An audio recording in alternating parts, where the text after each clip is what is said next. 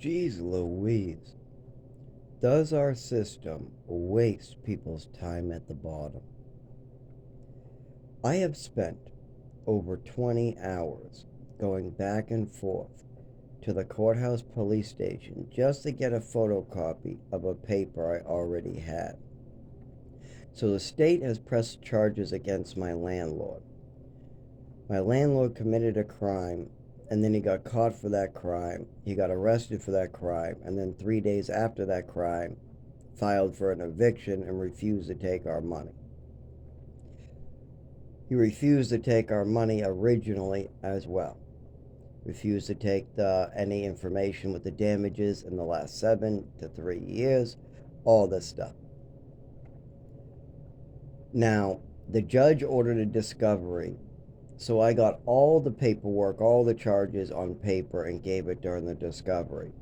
The landlord wanted copies of this, so I sent it to him. He did not complete his half of the discovery, yet he's acting like a douchebag. Acting like he needs more papers from me when I already completed my end and he's yet to complete. But anyways, so I go down to the clerk's office, records, upstairs, downstairs, a little bit of everywhere at the police station. Now, I've already been here already to get this piece of paper. I went to the second floor, met the girl at the window, they gave me the piece of paper. I'm only asking for a second copy. I go upstairs, they tell me they don't give copies. But you just gave it to me right like a couple days before June 25th. I'm only asking for another one. I'm not, well, we don't do that, but you just did it. You did it already, I'm trying to explain to you.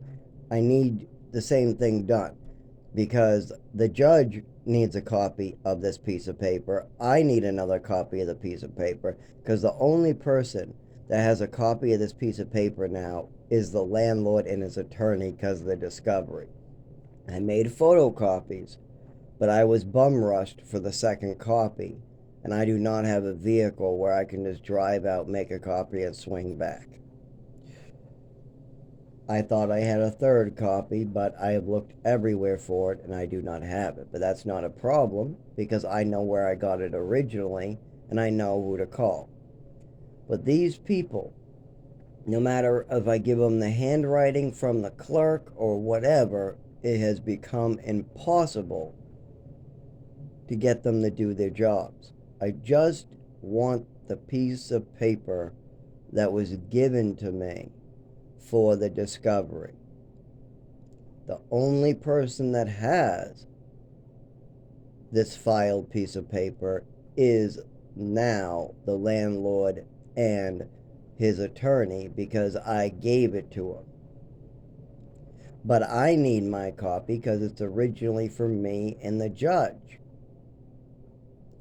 But no matter how many hours I put in calling and going down there, nobody wants to make any attempt to do their jobs. They tell me, we don't do that, even though I know they do because they just did it. I'm not asking you to do anything. I'm asking you for a copy of something you already did. You already did something. I gave that like I was supposed to. I kept my copy like I was supposed to, and I think I had a third copy. But the landlord's attorney bum rushed us, needed a copy, so I gave it to them. But there should be no reason why a piece of paper can't be photocopied that I've already been given. And it's for me, anyways. So it's just a miscommunication. See, it's a closed case. So there's a certain paper you cannot give. You cannot give the closed case. But there's another piece of paper connected to the closed case that you can use in the court. And that's the piece of paper that the judge is going to need on July 16th. But I've gone down now and spent I don't know how many days just trying to get a copy of something that should take 5 minutes. Walk in. I got the writing from the clerk. Show him the writing like last time. But every time I go in, it's a different person than the first time. I wish I would get the same person as last time. But this lady's much younger and doesn't seem to be interested in doing her job. She wants to shoo me away and go back to eating her salad. You can see that salad on the desk, and you can see her looking over to her salad like, how can I get rid of this kid and eat my salad already? So these type of things continue in the industries of doctors, getting paperwork, courts. And I've just been able to kind of run around in the last like 14 days. Before that, I was falling down while trying to run around. So this is fucking fantastically harmful to my health. Having somebody make so many trips for a 5-minute thing. The same thing happens when I try to call to give a message to my doctor. Hey, I need my dose lowered. Very simple message, right? Should take 5 minutes? No, not with these Rochester doctors. That might take a week to pass on that message. Why? Because the doctors don't have a voicemail. The secretaries can't take a message. Or they have a central line that's going to transfer you. I mean, it's just so much bullshit. Bullshit. Or they transfer you 3 times and then you get a voicemail and you never know if they got the voicemail or not. There is so much of that shit going on. And it's purposely done to prevent people at the bottom from getting the help they need. That's it. If you're wealthy, things get done speedy and on time. You get a speedy trial, you got a lawyer, you got a car. Even if you need to go to California, no problem, you take a plane. A poor person needs to go to California, he's hitchhiking for a year. A person who has a poor car drives for weeks. But people at the top that have more money than they know what to do with. And this is the funny part. Think of the ice cream industry. From 1940 to 1960, the drivers were getting paid a fair wage, and the CEOs were getting paid a fair wage. Today, that's not the case. Accounting for inflation, a person in 1940, an ice cream driver, would have $2,000 a week to spend in today's economy. If you adjust it for inflation, the numbers are right there. Economists have done these numbers, and it comes back in all industries. The ice cream CEOs, the people that run the ice cream company, they're making more money today than they did back then, accounting for inflation. But the ice cream drivers aren't even making enough to make their rent. And the banks, oh, don't even get me started.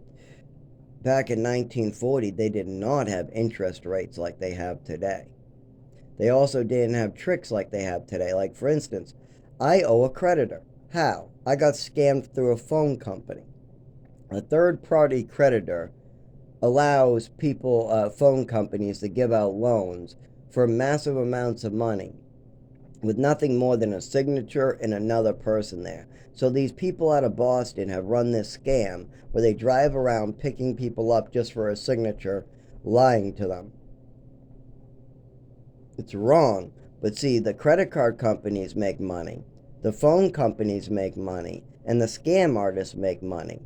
And the helpless victims at the bottom, the poor people, the disabled people, the elderly people, the disabled people, they lose their money. Same thing with this landlord I have now. We have lights out in the hallway to the point that old people fall down and get hurt. That puts an expense on the poor person that lives here. But the rich person who lives in a gunkwit, goes on vacations on a regular basis, gives 3 cars to 1 child, things like that, that guy saves $20 on electricity in the hallways. He could put a light bulb in, but then he would have to pay for the electricity. You see how this is a problem.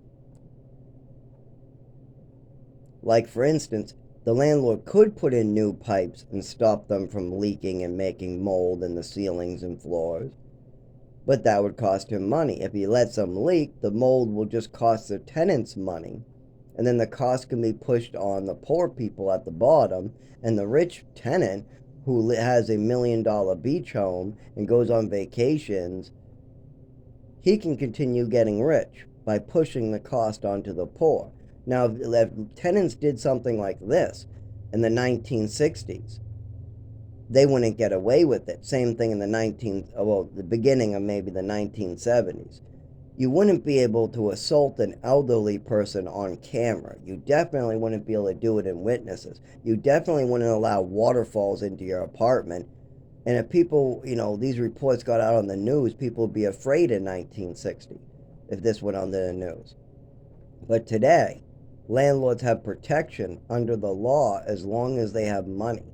As long as the tenants are being drained of every last dollar they have by every industry that can make money off of them, there is no hope for any of these poor people at the bottom to get their rights actually withheld.